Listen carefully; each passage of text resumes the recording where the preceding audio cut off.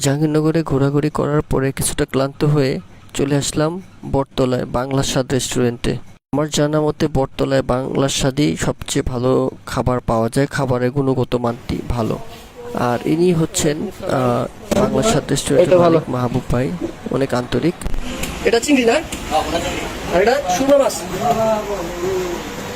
মুরগির মাংস। এটা খাসি নাকি ভাই?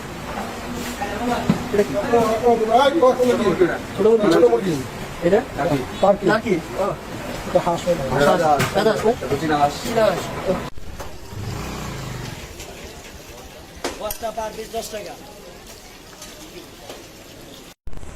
আমরা এখন আছি বাংলার সাথে, খাবারগুলো আজকে টেস্ট করবো।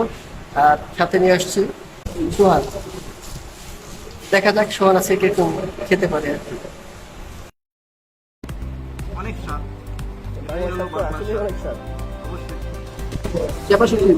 খুব সুস্বাদু, খারাপ না। আপনার বাংলার সাথে সাথে নামের সাথে মিল আছে।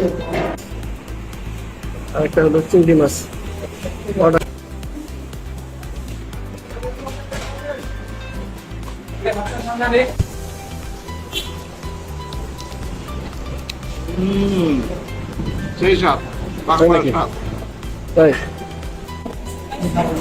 মোটামুটি খেয়ে তৃপ্তি পেয়েছি বাংলা স্বাদ থেকে। আর আপনারা যদি কখনো আসেন বটতলায় তাহলে খেয়ে দেখতে পারেন। ধন্যবাদ সবাইকে, ভালো থাকবেন।